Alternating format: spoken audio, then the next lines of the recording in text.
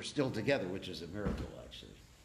So let's talk a little bit about Prabhupada. I'm not going to speak about the same thing I'm going to speak about tomorrow. But so, Om Gana Timiranda Shah Gananjana Shalakya Chakshu Medidam Yena Tosma Yishigale. And we can also have Mother Ramla, sorry. Savior, since she's also a god sister. Like, I can speak tomorrow. This is for you to decide. But you're one of my disciples. No, they don't want No. I'm just teasing. They're coming for me. Just joking. So, Om Timiranda Shah Gananjana Shalakya Chakshu Medidam Yena Tosma Yishigale Maha. So one thing I wanted to share is the potency, my experience of the potency of Srila Prabhupada's transcendental sound vibration. We often hear this verse in the Brahma and the Chaitanya Charitamrita.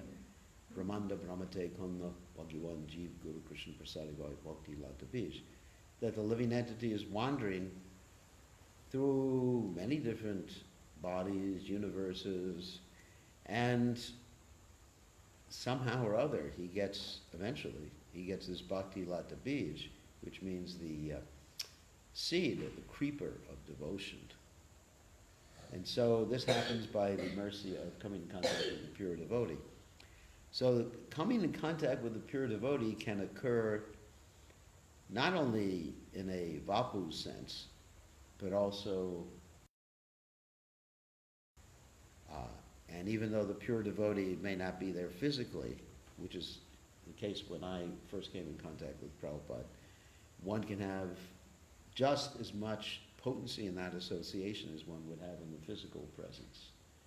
And that's my realization, because the first time I came in touch with Prabhupada was in about 1968 or 69, somewhere there. It was right after Prabhupada had recorded this first album of chanting Hare Krishna in New York, and they were playing it on alternative radio stations in New York. And I was in New York, which is the birthplace of Krishna consciousness, isn't it, New York? Your first contact was with that record? It was what? With that record, probably. Yeah. Seriously? It was on the radio. Yeah, so I was listening. That was my first contact. Really? See? Yeah. In New York at that Alan Coleman's Krishna store. Yeah. But you heard on the radio. I heard on the radio. They were playing, and they were playing on the alternative radio stations. And I was just like listening to alternative music. Of course, my favorite music was the folk music, not Bollywood music or anything like that. I was more sedate in my taste.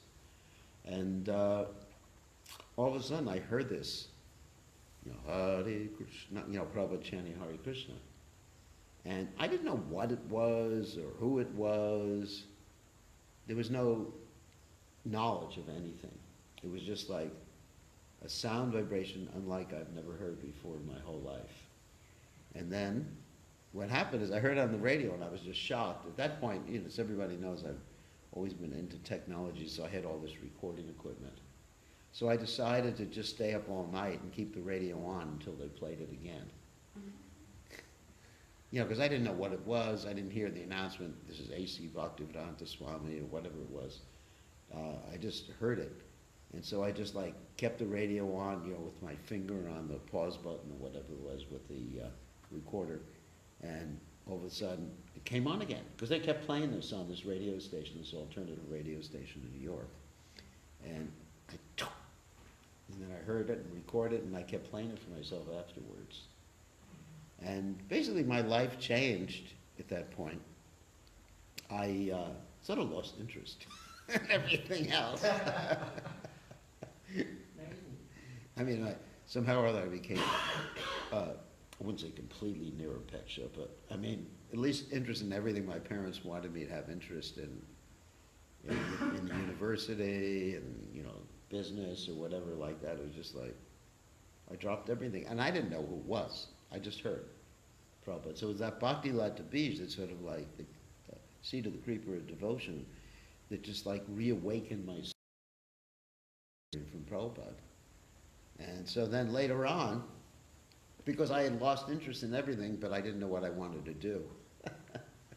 I, I also was engaged in some sort of meditation. I told the devotees the other day, one day we flew our airplane to a deserted island in the Bahamas to meditate.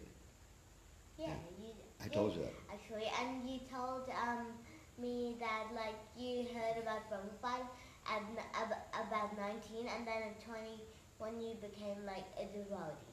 Yeah, 21 I became a devotee. So then, whatever. All right, I'm not a devotee yet. But anyway, so, just to be humble. So anyway, just had to explain things like that. But I still didn't understand what that chanting was. But my life, I just wanted to become a yogi at that point. I was already a vegetarian. So then I flew to the Bahamas, landed on a deserted island, and I thought, now I'll just meditate. And Prabhupada had a different idea for me. So I sat down to meditate, and I was surrounded by wild boars, because I was all by myself. I told you the story before. Then I thought, well, at least I can go swimming in the ocean, and then I saw these fins going back and forth. And there was no one around for 30, 40 miles, just like, you don't take a chance of swimming. So you saw sharks. And so I went back, and I thought, what am I going to do with my life? I'm not interested in anything anymore. And so then I started to drive a taxi. And then the taxi driver, you can see how Krishna arranges everything. One taxi driver handed me a Krishna book. Out of the blue. It was right after it was published. And I read the Krishna book. I still didn't understand a bit of the philosophy. I read a little, I've told the devotees a story before. I read a little bit about the little blue boy stealing butter and feeding it to the monkeys. And I didn't understand who the heck the blue boy was. But somehow or other I kept getting this image of a blue boy feeding butter to the monkeys, and the monkeys eating so much they couldn't eat anymore, and he told his mother that butter was no good. And I just kept remembering that. And I was thinking, what, am I going crazy? This Maha Mantra, and this, I didn't know it was a Maha Mantra, this Hare Krishna stuff, and the little blue boy. And, then in between, sort of, I walked into a Hare Krishna temple, but they blew me out of the water. They told me, first of all, I walked in and picked up a book I wanted to read. And the devotees told me, you're not qualified to read this book. It's Upanishad. They said, you have to hear from us. I said, can I just read? I'm universally educated, I know how to read. And they said, no, you have to hear transcendental sound. And I forget who it was. I forget right now. And they just, I said, okay. And another day I walked in, and then Amarendra Prabhu was giving class. And he was reading about the symptoms of Kali Yuga. And he looked at me and he said, this is what's going to happen. Basically what's going to happen to you unless you join right away. The she-jackals vomiting fire and everything like that. And you're going to be as short as a dwarf. You're going to be eating other human beings.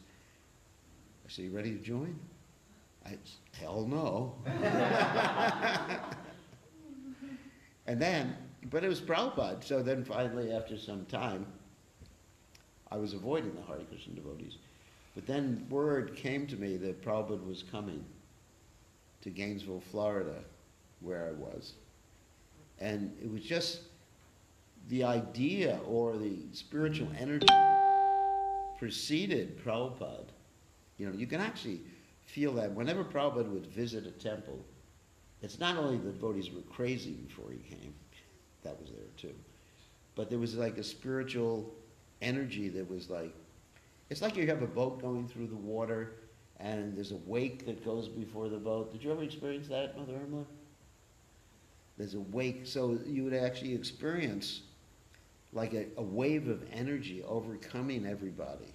Before the boat got there. Before Prabhupada got there. And it wasn't just the devotees were passionate and painted the temple all night long, like Prabhupada would always complain about. The temple always smells like wet paint. Because they're up there. And Prabhupada would always complain why the devotees were all sleeping during his class because they were up for the last 3 days without. I mean, Badri Narayan Maharaj always tells the story. One time Prabhupada looked and everyone was sleeping, and then Prabhupada says, "This movement's going on only by Krishna's mercy." So, but it was really like a really potent spiritual force that preceded, even probably by a week. So a week, I had no intention of even saying Hare Krishna to a devotee again, basically, or to speak of visiting a temple. But then a week before Prabhupada came, it was just like something I became haunted, basically. I said to my friends that I'm joining the movement. And they basically said to me, "You have too much karma to join the movement." And I said, "No, I'm joining." Well, the reason they said that because I was supporting them and also cooking for them. So they didn't know how they were going to live. That's why they joined shortly after me. So then just proceeded, Prabhupada, and then I joined the temple, and then we did so many crazy things when Prabhupada was coming. I remember swimming with alligators to get lotus flowers for Prabhupada. This place in Gainesville called Lake Alice, which is filled with alligators, literally. I mean, you can see their little snouts above the water and everything like that. But that's the place there were lotus flowers. And so the Prabhupada comes, and then it was just like entering into the spiritual world, the physical presence of Srila Prabhupada. And immediately it was like I recognized Prabhupada as my eternal spiritual master. And so anyway, it was the sound vibration and Prabhupada's spirituality that preceded him. That was the point I'm making. Of course, the physical presence was indeed very, overwhelming, to say the least. And then, right after that, I asked Prabhupada for initiation. The first time I met Prabhupada.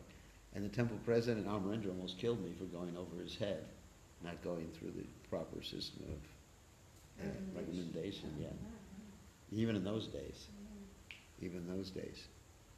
And then, anyway, so that was one experience I had with Prabhupada, and every experience I had with Prabhupada was very, What did very... Prabhupada say when you asked him for initiation? He said, "You got to ask the temple president."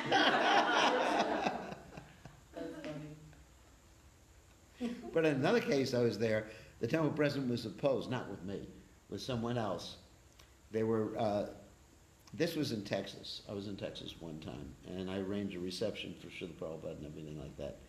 Temple president, I think was either Sasvaru, I think it was Sasvaru Prabhu, he was before he was sannyas at that time. And there were 4 devotees who came from Cleveland, you know what I'm talking about. Black devotees. Yeah. And nobody had ever seen them before. And at that time it was very rare for someone of that particular race to actually join the movement. And so they came from Cleveland, nobody had seen them, and they came to Prabhupada and they asked for initiation. The temple president went to Prabhupada and said, "No, they can't take initiation, I don't know them." And Prabhupada overrode the temple president. When I got second, Is there that was a woman whose husband was not a devotee. in Texas? No, this was in Philadelphia when I got second initiation. Yeah. There was a Indian woman whose husband was not a devotee. And she'd been practicing for 3 years. And the temple president would not recommend her because he said, "I'm not going to recommend her to someone who's not a devotee." Yeah. And so she went to Prabhupada and just... Yeah. So Prabhupada, and these are very good devotees nowadays. What are their names? One of our god sisters, Krishnanandi, yeah, lives in North Carolina, She's in Vrindavan. and she's in Vrindavan now. So very, very good devotee. And so Prabhupada, without against the temple president, just gave them, and we were all shocked. How could Prabhupada do that without the temple president's authority?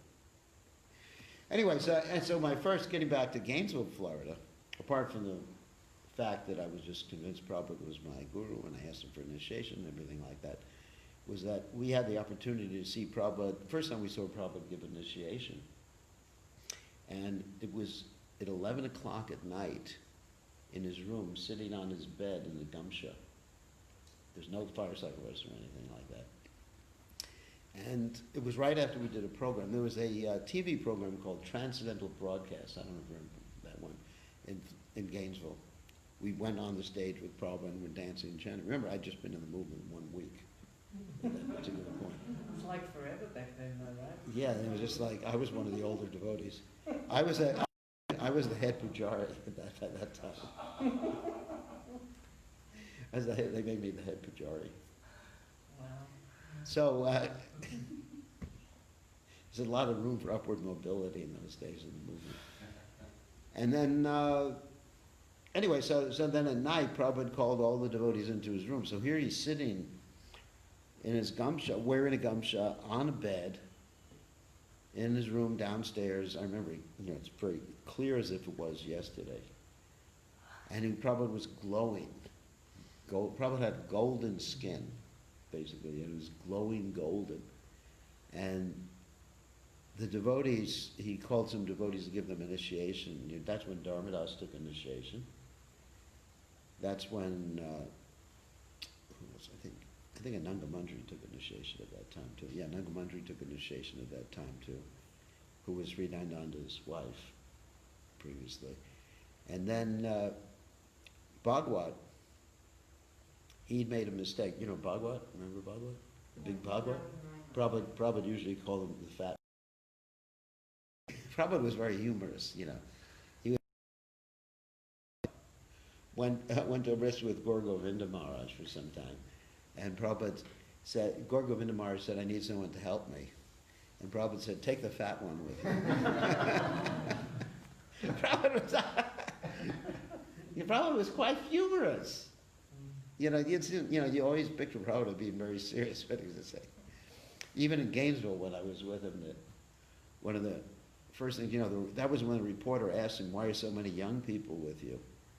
And Prabhupada said, what's the age for education? And she said, young. Prabhupada said, that's because you can't teach a gold fool new tricks. Another time I was with Prabhupada, it was when he gave that famous thing about when the girl asked you, why do you have a shaved head? And Prabhupada asked you why. And then Prabhupada said, it's better to have a cool head and warm legs, because the girl's head was wearing a mini skirt.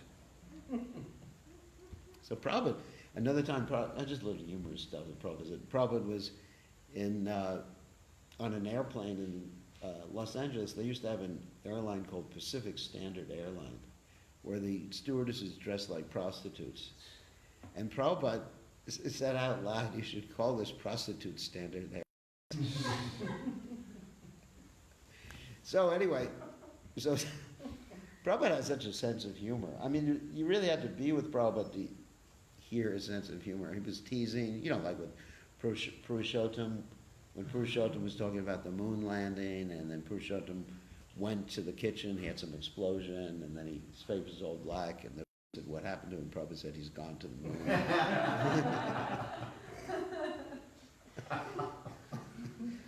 So you were with Prabhupada, you heard all sorts of funny things with Prabhupada. That's really good. And I heard quite a few of these funny things when I was with Prabhupada. So anyway, what was I talking about? Dallas. I was talking first about Dallas, Texas. I arranged a reception for Prabhupada there, and went on some preaching engagements with Prabhupada, and was alone in the car with Prabhupada. A lot of there. I hadn't, but a lot of us personal association, like some devotees did, like Jaipataka Maharaj and other people. I think you were talking about how he did initiation just in his gamsha. Yeah, that's right. I already mentioned that. Oh yeah, with Bhagwat. Yeah, I wanted to mention Bhagwat. Yeah, that's where we started. So Bhagwat reached out for his beads with his left hand. And Prabhupada said, no, right hand. And he pulled the beads back or something like that. Bhagwat was shaking. Oh my God, I'm not going to take initiation today. And then he got his beads. But that's the whole initiation right there. And there wasn't even a taking of vows there. It wasn't even like how many rounds you chant or anything like that. It was just, here's your beads. You have the recommendation of the temple president. Here's your beads. Your name is Dharmadas. You know Dharmadas in Miami? You don't know him. He's a really nice devotee. Anyone's met Dharmadas? No. Really, really nice devotee. He's married to this girl, Mantramurti. She's very nice. And Amarendra too, Gayatri. That's when Amarendra and Gayatri took initiation too. And then Prabhupada left. And so from that first meeting with Prabhupada, the impression was so strong, or first hearing from Prabhupada, the impression was so strong that basically my whole life is dedicated to serving Prabhupada. Because in every way imaginable, Prabhupada saved me from not knowing the purpose of life, saved me from going to God knows where, saved me from depression, saved me from whatever, whatever negative thing there is, I owe everything to Prabhupada. And so at that point I decided to dedicate my whole existence, not just life, my whole existence to serving Srila Prabhupada. Anyway, that's my little talk. That's something you could say. This is much more. I'm afraid everybody will just get up and leave if I speak. No, you have some. She has some experiences with her father. Well, it's just interesting. Just some of the parallels with your experience were interesting. It's just how I used to visit my sister in New York, and I'd go into Alan Coleman's Krishna store and explain what happened. And I would just my sister. I was 12. I was in '67, and I would just go in the shop and just listen to that record. And one time I asked Alan the other side, and that's the Ravastic. I said, no, I like the other side, Just listen to the Prabhupada chanting Hare Krishna. I never bought the album. And I didn't hear that one on the radio. Then in '69, I heard the Radha Krishna Temple album with George Harrison did, and he did exactly the same thing that he did. I listened to the radio constantly until I heard it. It was like exactly. I heard it, and they didn't say who it was. They didn't announce who I must have missed it. And so I just listened constantly until they played it one more time, and then I wrote down the Radha Krishna Temple. And then I had a dream that I owned every record in the world except that one. And I woke up and I wrote down the dream at like 2 in the morning. I found that paper later when I moved in the temple. And then I went to New York and I found the record, and it had pictures the front of Krishna book. And this is also just interesting, that I was at school in the library. I was 14, and there was this guy there, Bill Trainer. He was like a friend of a friend. I didn't really know him. And he was reading Krishna book and had the same picture that was on the album. And I said, what's that book? And he said, I'm looking at it. So I'm looking at it in the study hall. And I get back to him and he said, would you like to come to the temple? My temple? What the hell are you talking about? So anyway, it was just interesting.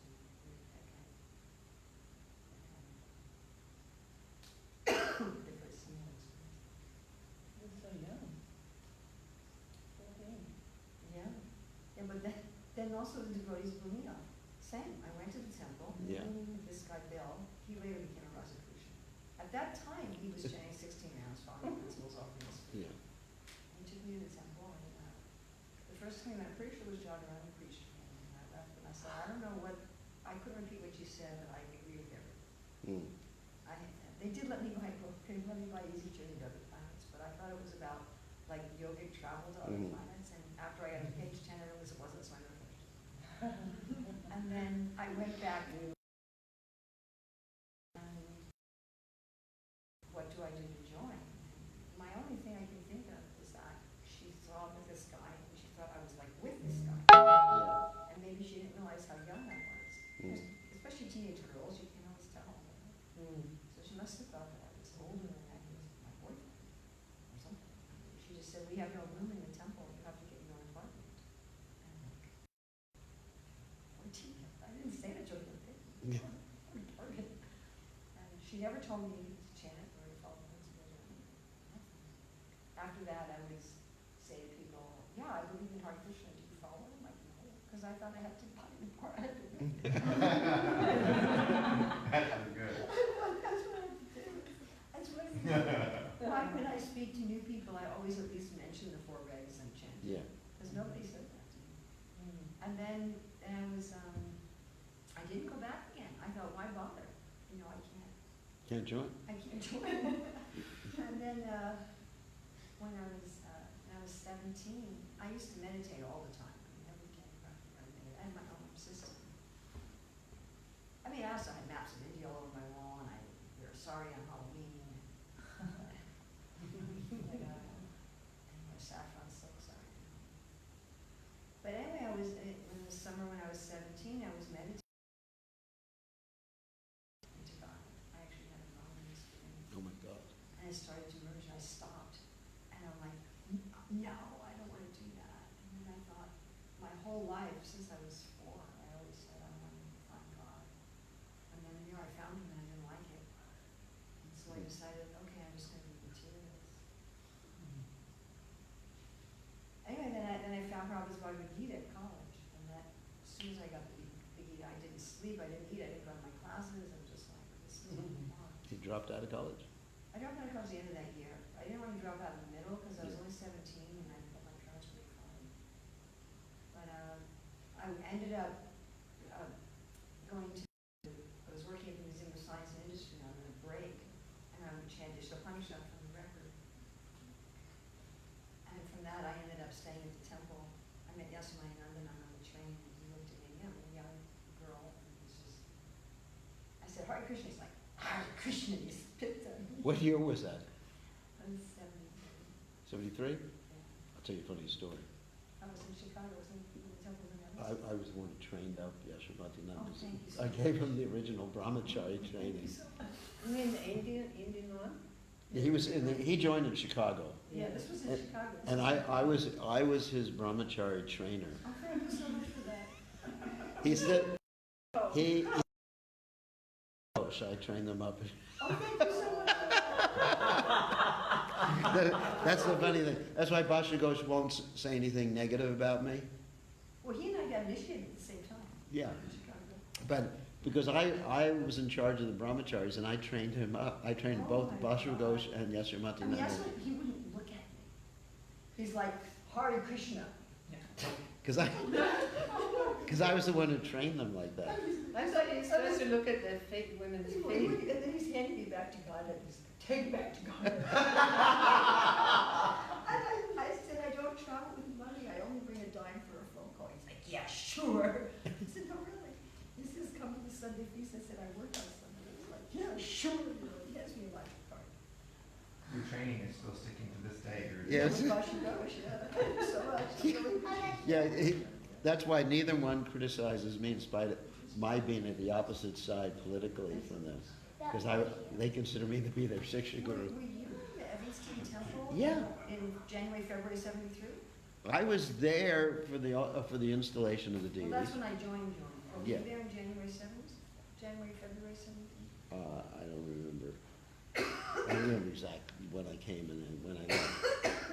Because what happened is that as soon as Sridhanand Maharaj took sannyas, I was his first brahmachari assistant. But then we visited Chicago, and I told him, I said, I can't stand serving you anymore.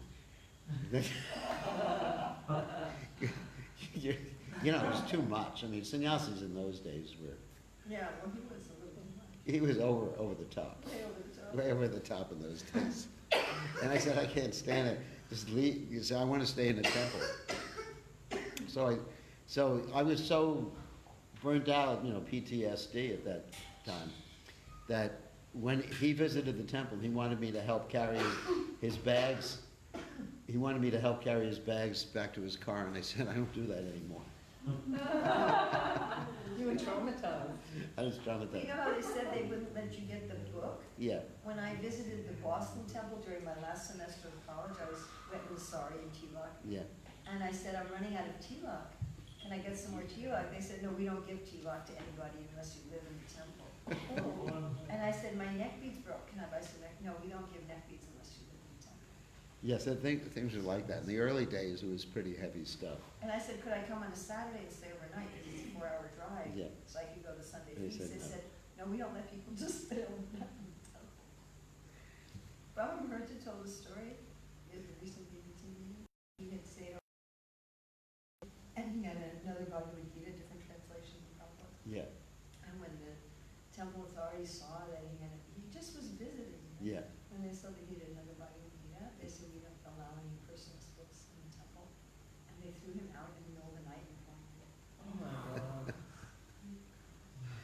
mean, we used to be really fanatic like that. So if you wait about the first time I saw Prabhupada, Yeah. so that was, I was already initiated, and that was in the summer of '74 in Chicago for the first rock theatrical. You know Right. that, when Prabhupada came for that theater? 74, and I was in South America at that time. So yeah, he came in, and I first saw him on the Vyasa-san. So by that time I was 19, I was pregnant with Mariah. I'm pretty sure I fanned him for the whole.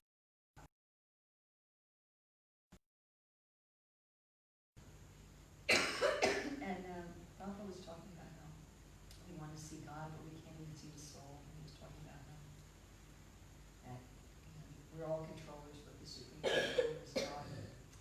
I felt like I was listening to a tape recorder. Mm. I had the same experiences after the stuff was listening to it.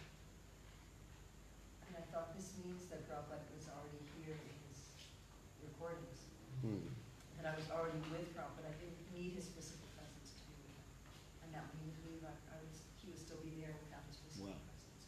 And it was kind of a mystical experience. I really felt like I was listening to a recording. It was very profoundly comforting. Mm. But I also wanted some personal, Mm. and it was nice later that morning, we got to go in Prabhupada's room With your father. with my father, and Dr. Joseph was there, and my father. And Prabhupada had just been talking to a reporter, and Prabhupada had a low table, and he had an asana behind the table, like come out in front of the table, he was just on a cushion. And the reporter was saying, why did your disciples pick you up in that big fancy car? I was like, yes, I knew you went Hades. That's why I got on my sleep. That was really sweet. Prabhupada was sitting like this, Yeah. and his dhoti was up. You could see his leg and his feet. And I kept thinking about how his feet were just like babies. Mm.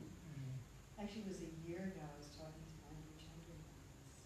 We were talking about meditating on Prabhupada's feet. And I was remembering how Prabhupada's feet were just like a baby. I mean, they look like a baby that doesn't walk. Mm.